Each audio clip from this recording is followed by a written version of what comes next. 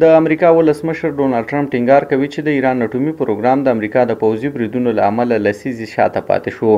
د یادولو ده چې یو استخباراتي راپور د ایران پر اټومي ځایونو د امریکا د بریدونو د بریالیتوب په اړه شک څرګند کړی و. د یاد افشا شوي استخباراتي راپور په اړه د یوې پوښتنې په ځواب کې ټرمپ ویلي دوی واقعا نه پوهیږي او بیا یې تکرار کړه چې بریدونو کې د ایران اټومي سایټونه په بشپړ ډول ویجاړ کړي دي. د امریکا د دفاع وزیر پیټ هیګسټ یاد بریدونه بې نیمګړتیا ماموریت ګڼلې او ویلي دي چې د استخباراتي راپور معلومات لومړني دي او سیاسي انګیزه لري. د امریکا د بهرنیو چارو وزیر مارک روبیو هم وایي چې افشا شوی راپور د هغې لوبې برخه ده چې دا خلک یې لوبوي.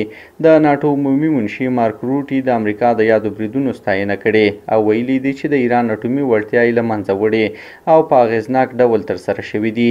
په ورته مهال د امریکا ولسمشر ډونالډ ټرمپ وایي هغه د روسیې له ولسمشر ولادیمیر پوتین سره خبرې کړي او زیاتوي پوتین ورسره د ایران په اړه د مرستې وړاندیز کړی دی. ټرمپ وایي پوتین ته یې ویلي چې له موږ سره د روسیې په اړه مرسته وکړئ نه د ایران په اړه.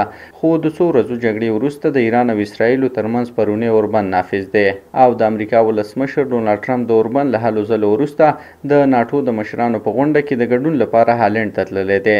د اسرایلو استازي بیا له ولسمشر ډونالډ ټرمپ څخه د اوربند په رامنځته کولو مننه کړې او یو ځل بیا یې ویلي چې اسرایل په ایران کې اهدافو باندې خپل بریدونو سره دغه هیواد ته سخت ګزارونه ورکړل او که له اوربند سرغړونه وکړي سخت ځواب به ورکړي.